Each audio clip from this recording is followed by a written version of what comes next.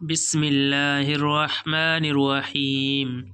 ولقد أرسلنا إلى أمم من قبلك فأخذناهم بالبأساء والضراء لعلهم يتضرعون فلولا إذ جاءهم بأسنا تضرعوا ولكن قست قلوبهم وزين لهم الشيطان ما كانوا يعملون فلما نسوا ما ذكروا به فتحنا عليهم أبواب كل شيء حتى إذا فرحوا بما أوتوا أخذناهم بغتة فإذا هم مبلسون فقطع دابر القوم الذين ظلموا والحمد لله رب العالمين قل أرأيتم إن أخذ الله سمعكم وأبصاركم وختم على قلوبكم من إله غير الله يأتيكم به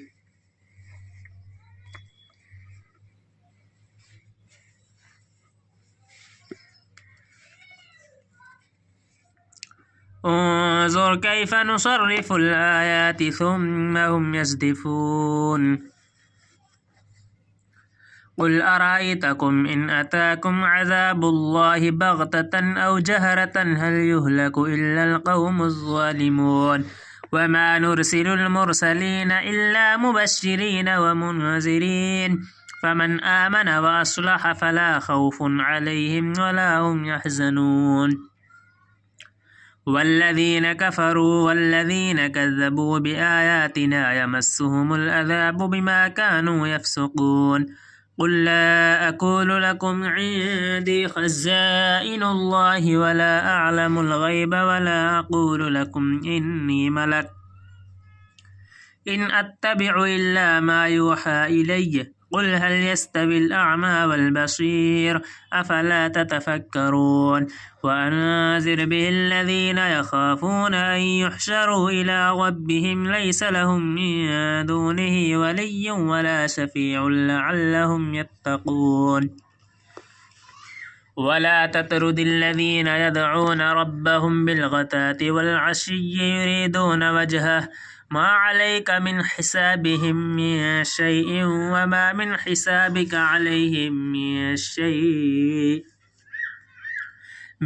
شيء فتطردهم فتكون من الظالمين وكذلك فتنا بعضهم ببعض ليقولوا أهؤلاء من الله عليهم من بيننا أليس الله بأعلم بالشاكرين وإذا جاءك الذين يؤمنون بآياتنا فقل سلام عليكم كتب ربكم على نفسه الرحمة أنه من عمل منكم سوءا بجهالة ثم تاب من بعده وأصلح فأنه غفور رحيم وكذلك نفصل الآيات ولتستبين سبيل المجرمين قل إني نهيت أن أعبد الذين تدعون من دون الله قل لا أتبع أهواءكم قد زللت إذا وما أنا من المهتدين قل إني على بينة من ربي وكذبتم به ما عندي ما تستعجلون به إن الحكم إلا لله يقص الحق وهو خير الفاصلين قل لو أن عندي ما تستعجلون به لقضي الأمر بيني وبينكم والله أعلم بالظالمين وعنده مفاتح الغيب لا يعلمها إلا هو ويعلم ما في البر والبحر وما تسقط من ورقة إلا يعلمها ولا حبة في ظلمات الأرض ولا رطب ولا يابس إلا في كتاب مبين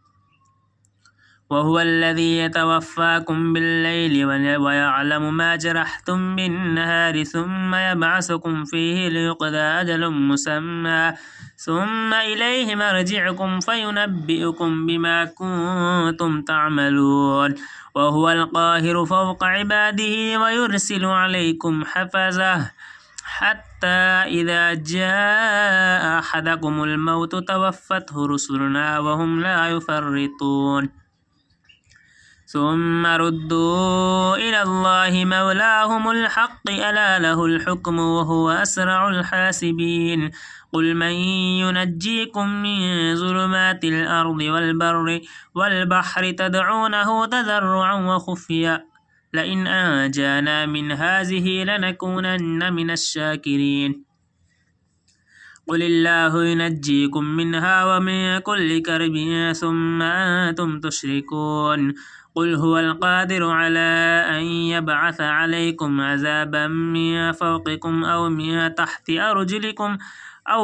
تحت أرجلكم أو يلبسكم شيئا ويذيق بعدكم بأس بعض انظر كيف نصرف الآيات لعلهم يفقهون وكذب به قومك وهو الحق قل لست عليكم بوكيل لكل نبأ مستقر وسوف تعلمون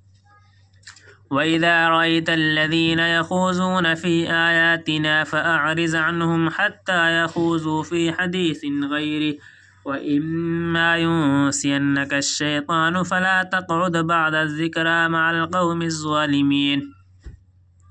وما على الذين يتقون من حسابهم من شيء ولكن ذكرى لعلهم يتقون وذر الذين اتخذوا دينهم لعبا ولهوا وغرتهم الحياة الدنيا وذكر به أن تبصر نفس بما كسبت ليس لها من دون الله ولي ولا شفيع وإن تعدل كل عدل لا يؤخذ منها أولئك الذين أبسلوا بما كسبوا لهم شراب من حميم وعذاب عليم بما كانوا يكفرون قل أندعو من دون الله ما لا ينفعنا ولا يضرنا ونرد على أعقابنا بعد إذ هدانا الله كالذي استهوته الشياطين في الأرض حيران له أصحاب يدعونه إلى الهدى ائتنا قل إن هدى الله هو الهدى وأمرنا لنسلم لرب العالمين وأن أقيموا الصلاة واتقوه وهو الذي إليه تحشرون وهو الذي خلق السماوات والأرض بالحق ويوم يقول كن فيكون قوله الحق وله الملك يوم ينفخ في الصور عالم الغيب والشهادة وهو الحكيم الخبير وإذ قال إبراهيم لأبيه آزر أتتخذ أصناما آلهة إني أراك وقومك في ضلال مبين وكذلك نري إبراهيم ملكوت السماوات والأرض وليكون من الموقنين فلما جن عليه الليل رأى كوكبا قال هذا ربي فلما أفل قال لا أحب الآفلين فلما رأى القمر بازغا قال هذا ربي فلما أفل قال لئن لم يهدني ربي لأكونن من القوم الضالين فلما رأى الشمس بازغة قال هذا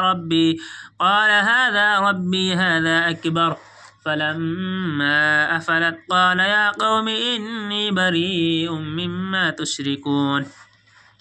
إني وجهت وجهي للذي فطر السماوات والأرض حنيفا وما أنا من المشركين وحاجه قومه قال تحاجوني في الله وقد هدان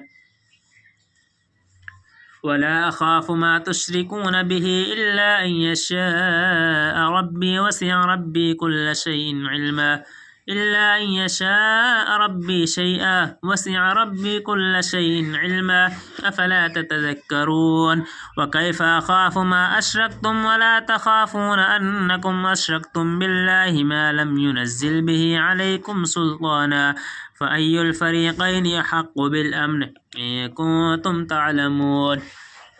الذين آمنوا ولم يلبسوا إيمانهم بظلم أولئك لهم الأمن وهم مهتدون.